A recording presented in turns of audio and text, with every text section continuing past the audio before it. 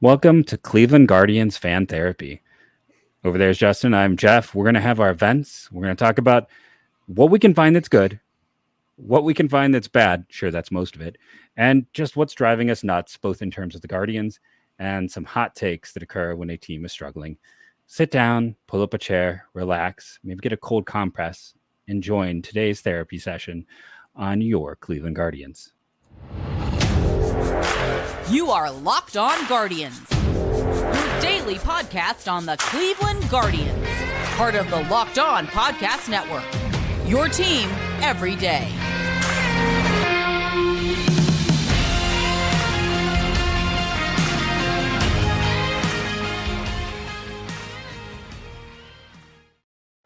Hello, everyone. I am Jeff. Over there is Justin. Welcome to Locked On Guardians. I want to thank you for making Locked On Guardians your first listen today and every day, wherever it is you get podcast.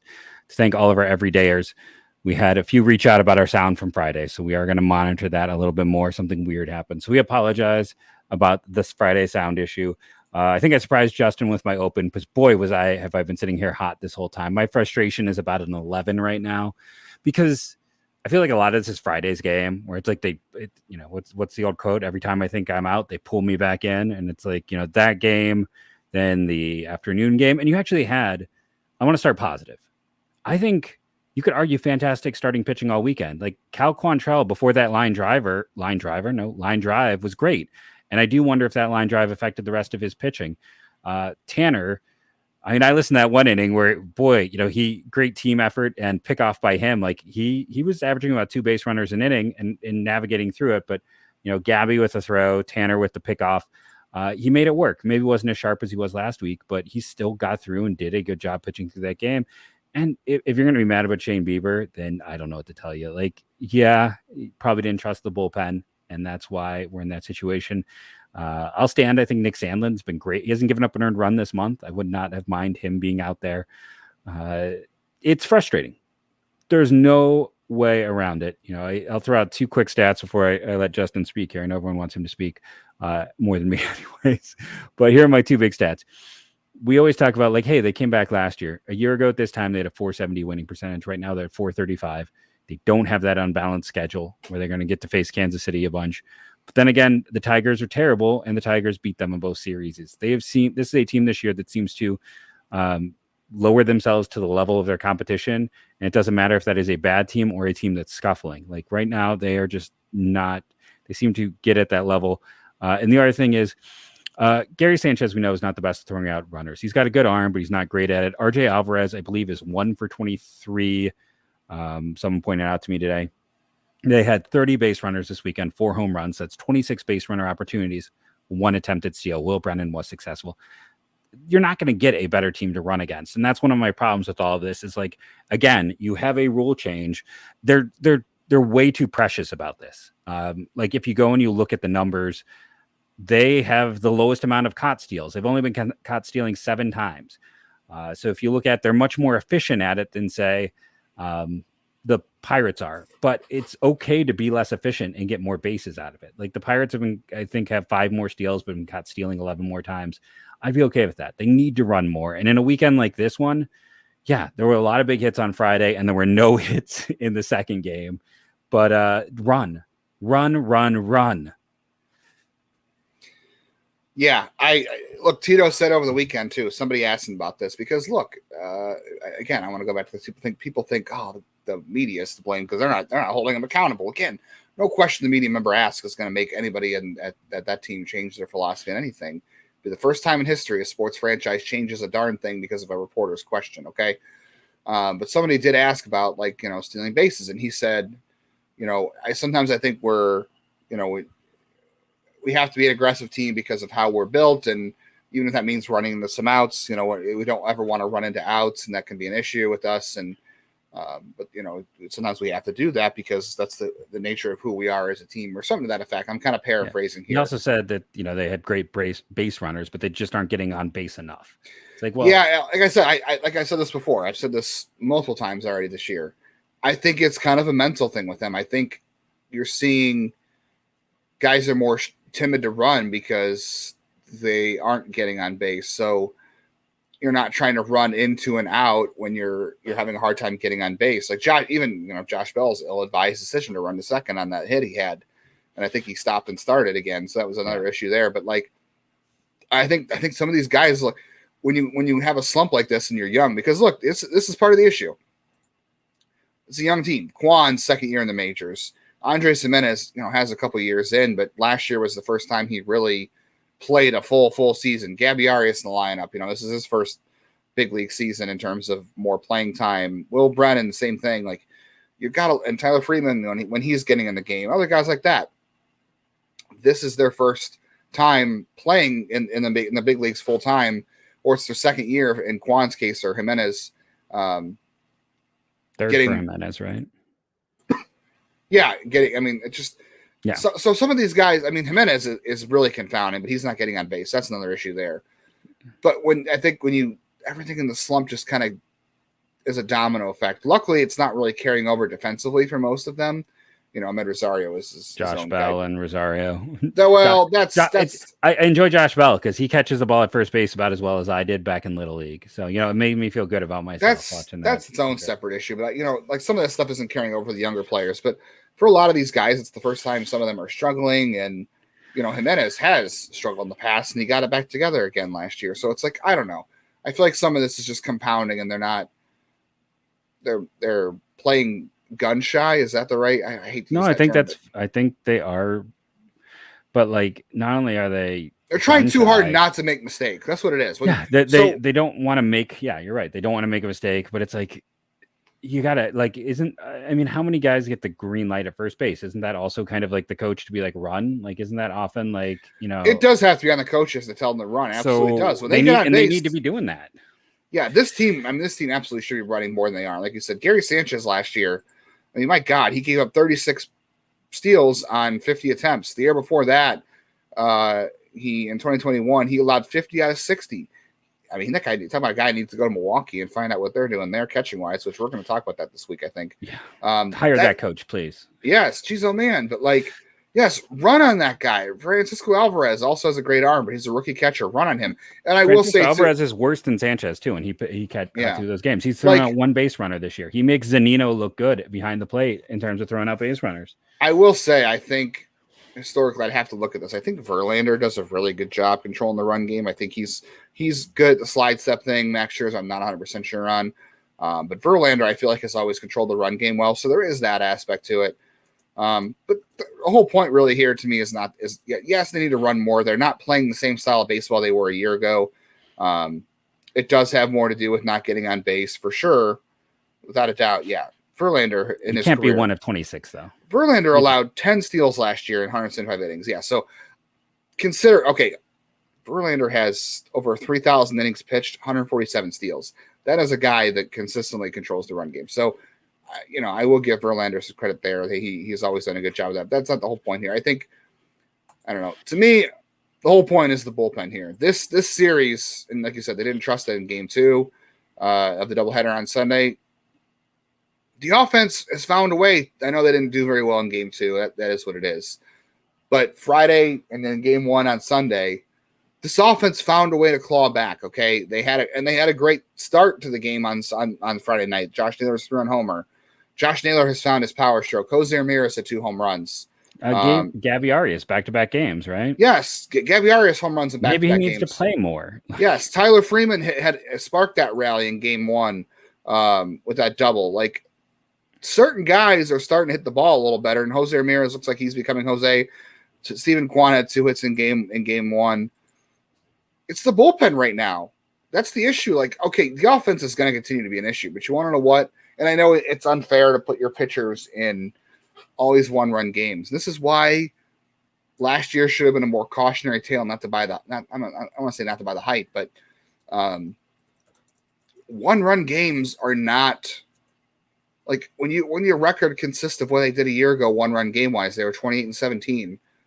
That is not a what's the right word for that? A statistic that's going to carry. It's not one of those reliable stats. It is very fungible year to year, as are bullpens.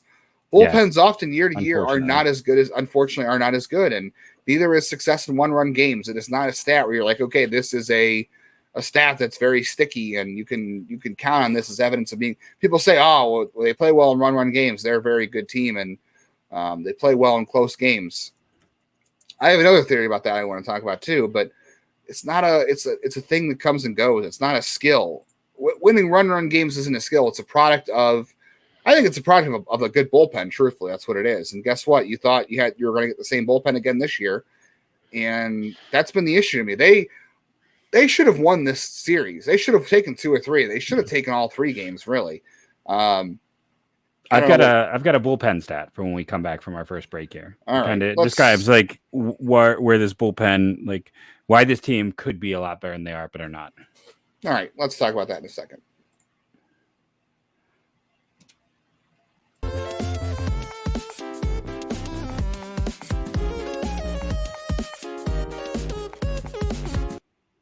For a championship team, like say the Rays, not the Guardians right now, it's all about making sure every player is a perfect fit. Say like Yandy Diaz.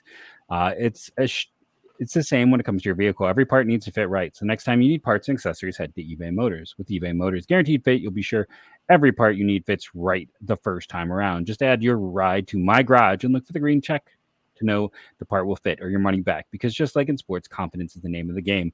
When you shop on eBay Motors and with over 122 million parts to choose from, you'll be back in the game in no time. After all, it's easy to bring home a win when the right parts are guaranteed. Get the right parts, the right fit, and the right prices on ebaymotors.com. Let's ride. eBay Guaranteed Fit, only available to U.S. customers. Eligible items only. Exclusions apply. And Monday night, if you're a sucker for punishment, 6:10 on your SiriusXM app. Tom Hamilton has the call with Jim Rosenhaus, Guardians and White Sox. Okay. Give us your bullpen stat, okay. Jeff. So right now, the Guardians actually lead all of baseball in save opportunities. They've had the most. They've had the most at 30, and they've converted 18 of those, which is also the most. They've converted the most. They have the most saves with 18. A year ago, I wanted to see. So I didn't get a chance to do the math here because I wasn't smart. And I was looking over here to see what the percentage is of how many a year ago. I mean, right now Class A leads the league in saves with 15. He had 42 a year ago. I was looking for save opportunities. Baseball Reference is not helping me out with this, but let's imagine instead of being 15 of 30 or 18 of 30, which if I do quick math, pull a 6 out of both of those, I get 3/5. So they're at 60%.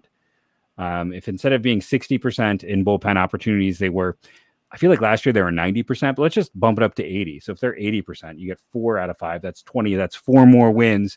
You put 4 more wins on this team. Make sure that I have the right thing pulled up. It's a 500 team, right? Like you go 4. Oh, this is the wrong way to look at it. So yeah, because they'd be 24 and 22. They'd actually be over 500. So right now, one could say, I don't know what you do with Class A. Like, I mean, again, I'll wear it. Like I take credit and do those victory laps. I said, this is going to be the greatest Guardians bullpen I've seen in my life. I called Class A arguably the best reliever in baseball.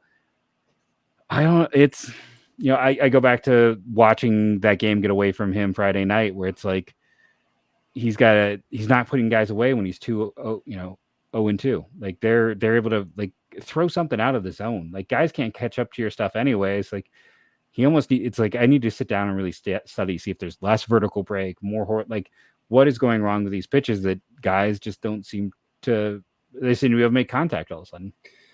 I looked at his pitch graph. I don't have the graphic. I can maybe grab it tomorrow, but the only thing I can really say, I'm not really worried about Class A. I think I'll figure it out. He's a very good pitcher. Yeah. And a year ago, we had a slightly minor degree of this.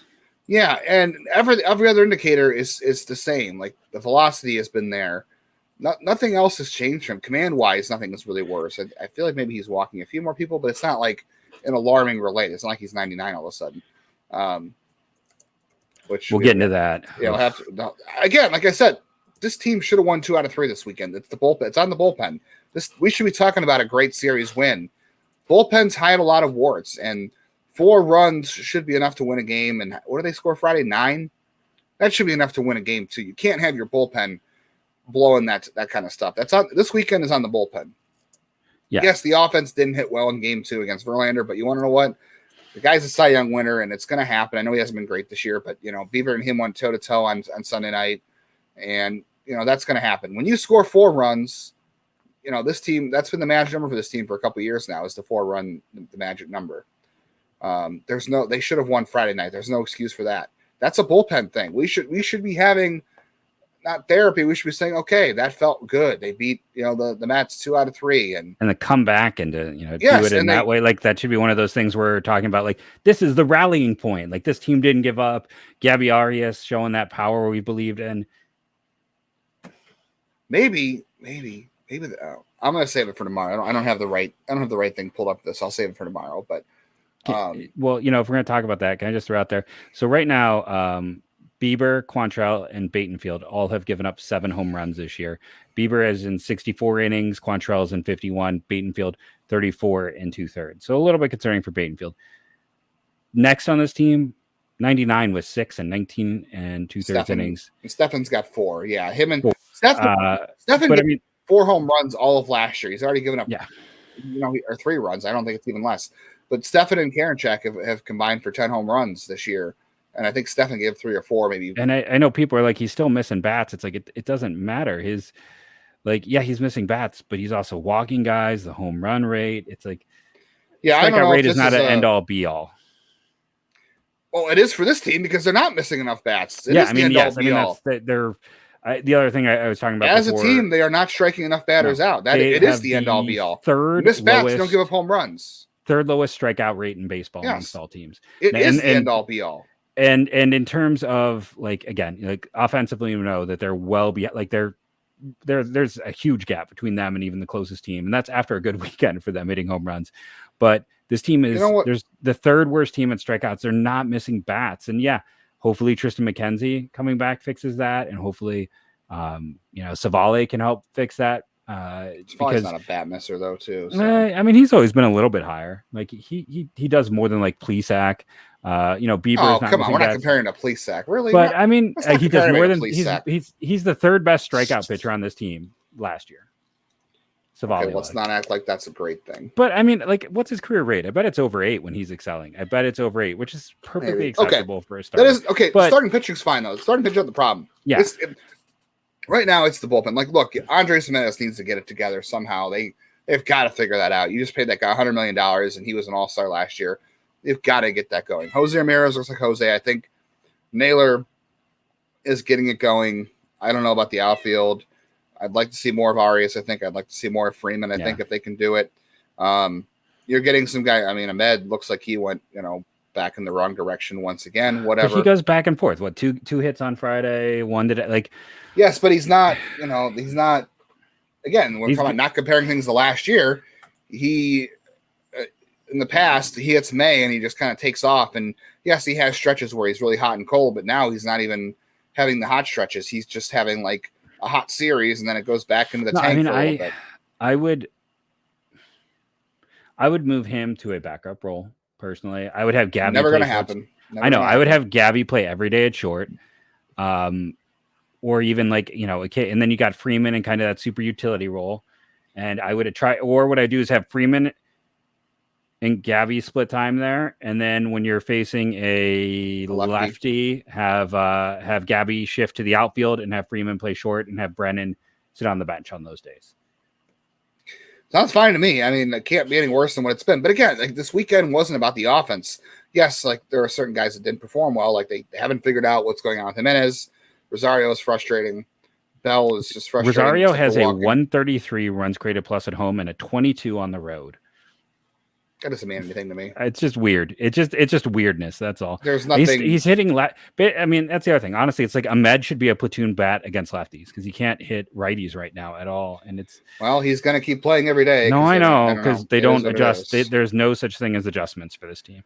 But okay, so the only thing back to Clase, the only thing I was going to say is he is at a 96 for May, just for the record. So he's almost average. Great. We're excited for almost average. The Guardians are almost average too. I don't know. Whatever. Clase, the only thing is it's command. Like if you look at his heat map, he's throwing the ball kind of in the middle of the zone more this year versus last year. He was kind of on the outer third. And I remember the conversation saying maybe he could throw the ball up in the zone more with his cutter to get more swings and misses. And I think maybe his command just isn't where it was a year ago, or he's trying to hit those spots and he's missing he's missing his spot and it's leaking over the plate. Versus last year, he was going into lefties and away from righties, and that's how he induces so much weak contact. So that's something I can point to. Every other indicator looks fine for Clase A. I think it's just spotting his fastball. It's all about command. So I'm not worried about him. I think he'll be fine. It is interesting that, like, obviously, most people look and just see the K rate is terrible, but his BABIP is like, there's 100-point difference in his BABIP this year to last year, which again could be and that's the other shift, the lack of shift. Yeah, the lack of shift and like things like that. And you look at this team, if you wanted to get really pessimistic, the bullpen has the third best BABIP in baseball. The bullpen's been lucky so far this year. You may not believe it, but I think we're going to have to recalibrate how we look at BABIP with the. But again, if you have the third lowest rate in baseball, then that is showing that you're lucky. It's probably not good. All teams. Here's what's confusing to me, and I know we gotta move on, but what's confusing to me? Everyone's like, "Oh, this bullpen stinks." I don't think the bullpen stinks. I think they're having some very inopportune problems. Like, let me go by inning real quick by ERA, because yes, Stefan has given him more home runs this year. Yes, Karen Check's a problem with his home runs and walks. That is its own issue right there, especially with 99. Okay, I think Stefan overall, if you look at the numbers, is fine. They are like middle of the pack or top 10, I think, in terms of ERA. Now that's going to change because of the runs they gave up this weekend, and I just think they are just having a slip up at the wrong times. Like, okay, most of these guys are not getting to the seventh inning, right? Okay. In the seventh inning, the team ERA is 3.48. That is their third lowest ERA as a team in any inning this year coming into Sunday's games. So through Saturday, second inning is their best at 3.07, whatever. And I don't know how much of this is like a very predictive stat, if it means anything at all, but this is what I just can't get over. They have a 3.48 ERA as a team in the eighth inning. Okay, so that's fine. That's nothing terrible. It's fine. It's not great. Mostly in the eighth inning, except for Bieber tonight on Sunday night. It was in there. He gave him a run. That sucks. So 3.48 ERA. In the ninth inning, their ERA is 2.48. There's not a lot of context here. Okay, but like, I would think that their problem is they're giving up runs just at inopportune times. But their ERA in the ninth inning, no matter if it's Clase, whoever pitching, it's 2.48. It's their best ERA of any time in the game this year. Like, their ERA in the seventh through ninth inning this year overall as a team is 3.18. It's their best ERA as a team. So it's like the bullpen doesn't stink. The bullpen is mostly okay. It's not they're not pitching great. They're not horrible. But it just seems like whenever they have a lead, they are coughing it up, and that's just a problem. Like, Stefan's got an ERA of like 2.22. Like, it's fantastic. Elon Morgan's is still under 2. It just happened at that time. Right. And they are just having bad moments at the wrong time, and they're missing spots, and that's why part of me is like, and like, Henches wasn't going to be brilliant out of the gate. Like, I'm not putting anything on him from this. No, yes, it was a bad outing. Let's for sure it's a bad outing. He'll say that himself. It was a bad outing. But you also can't go to the gas can when someone's dumped gasoline on themselves. You don't. I'm sorry. That is the one thing. He has to go back to AAA. It has to happen. You cannot be pitching him. I know they keep saying, "Oh, well, we need a strikeout. That's the guy to bring in." Yes, because he is the guy who can strike 3 guys out in a row for sure. On a team that's having a hard time striking guys out of the bullpen, he is the guy striking guys out. But he is all, like you said, he's a gas can. I'm sorry, he needs to be back in AAA. I don't know if there's a good replacement right now. He doesn't have, like, yes, he can miss bats, but he's a one-pitch guy right now. Like, he's volatile. Yes. He's walking nearly 6 per 9, and his home run rate is over 2 per 9. And again, his fastball spin is 41st percentile. It's starting to creep back up, so he's finding something to do because it's no longer quite where it was. He's but growing it's still his hair back out. Yeah, so it's no longer as low, but he has no extension, which he's never had, but it's interesting. He has the highest barrel percentage. Guys are first percentile barrel. Everyone is teeing off on him. Yeah. So the bullpen, I know this is cherry picking. I'd like to see the team ERA out of the bullpen if you took Karen Check out of the equation. I bet you it'd be pretty good.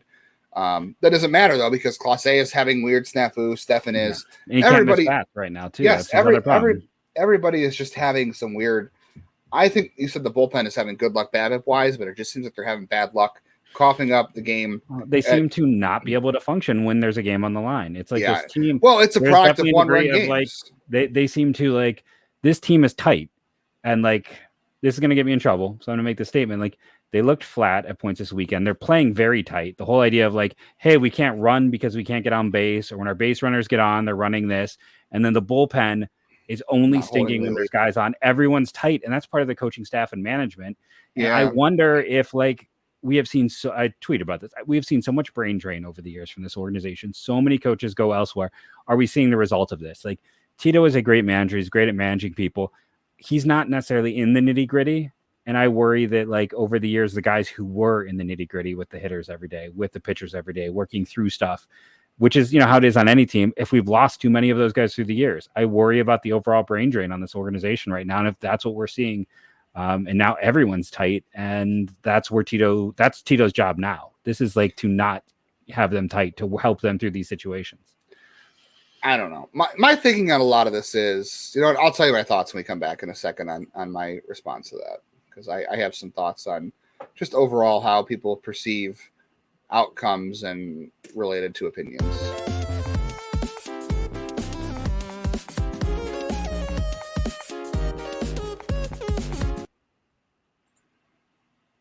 Sorare is a revolutionary fantasy baseball game in the marketplace, transforming you into a baseball owner with officially licensed digital cards featuring players from across all 30 MLB teams. So you could play Tyler Freeman or Gabriel Arias if you get those cards in Sorare if you so choose.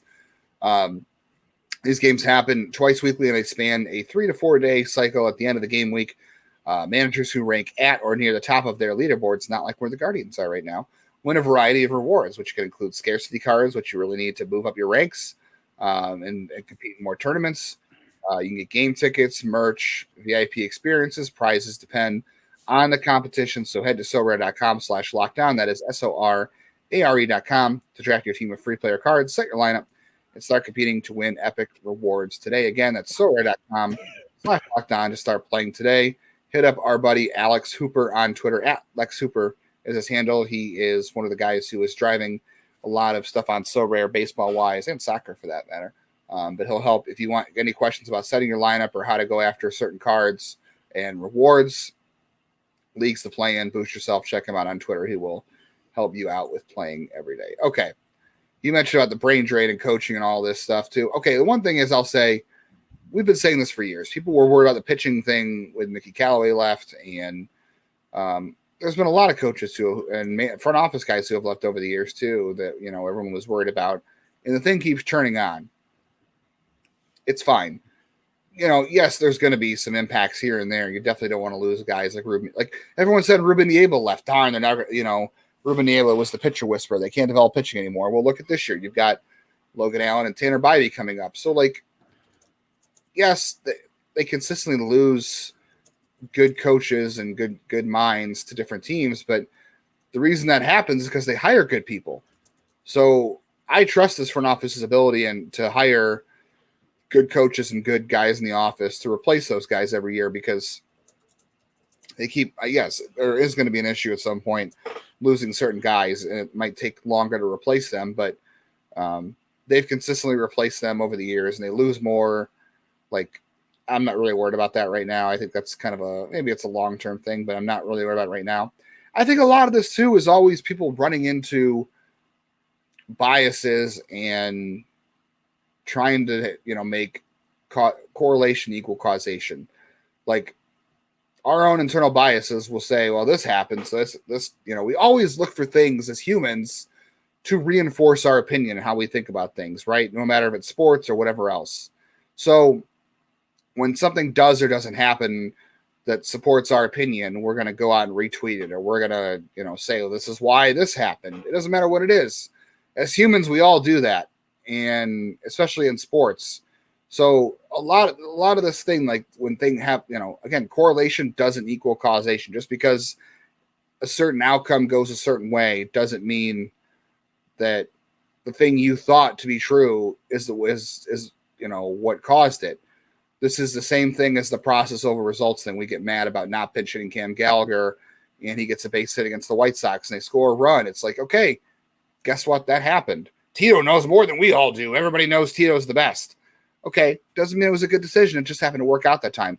The reverse is true too. People got mad Friday about going to Karinchak, and he blew it. And yes, maybe he shouldn't have gone to Karinchak there. But what about Stefan today with the home run in the game one?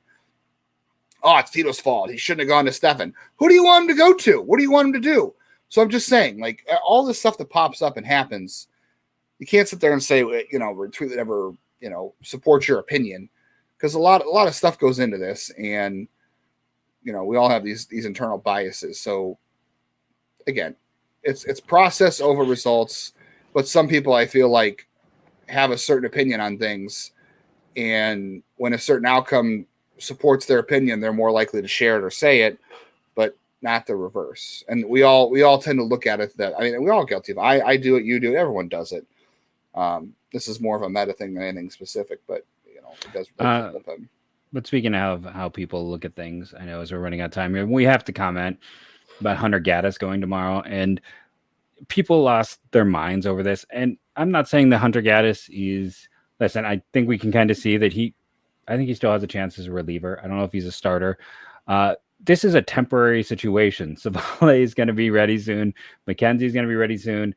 You're not calling up Gavin Williams for one start. We already talked about how very soon with Savale and McKenzie coming up and being ready to play, that you're going to have a hard situation to deal with. Gaddis is here because they need a spot starter. He is the spot starter. That's what this situation is. If you're doing anything more than that, then you're raging for the sake of raging. Is it ideal? No, but he is here to hold down a spot. And again, I had a lot of people getting mad about this idea that we can't, I wanted to address one quick thing, that like this idea of like, hey, you have to be fair to all these starters. Well, you have to be fair to your vets too, and you can't just assume that you can turn a guy into reliever. And if you put a Savale or a Plesac, or not necessarily a Plesac, or a Quantrell in your pen, A, that means less money for them long term, which they're not going to be happy about, which can lead to worse performance. And B, you cut out all your depth.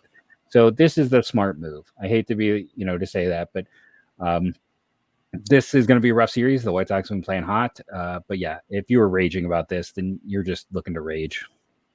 Which I get, everyone's frustrated about everything for sure. But yeah, this is one of those things that's just not worth getting worked up over about. Is it not going to be good? It probably won't be. I don't know. He might not pitch well. He's not a great starter. It is what it is. Everyone's like, oh, they're not serious about winning. Well, that's such a favorite go-to for everyone to say.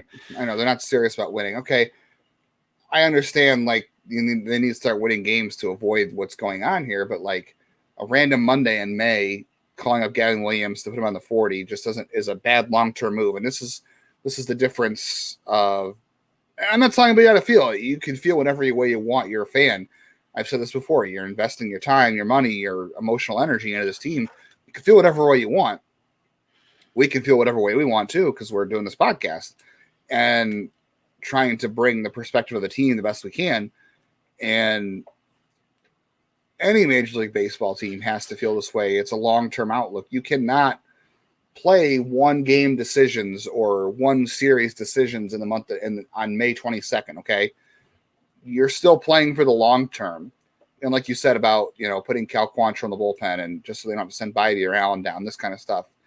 Every decision, because it's a 162 game season, because you have 300 minor leaguers, because you have guys that are in contract walk years, and there's just 1,000 decisions that happen each day, whether it's a coaching decision or a front office decision. Everything is a long-term move. There are no short. The only time things get short-term is in the playoffs when you're trying to win that day. Everything else up until then, or if you're trying to get into the playoffs at the end of the season, but everything on May 22nd is a long-term decision. So you don't put Gavin Williams on the 40-man roster for a random start in May. Do you do it in August when, let's say Tristan McKenzie hurts his teres major thing and he's out for a month?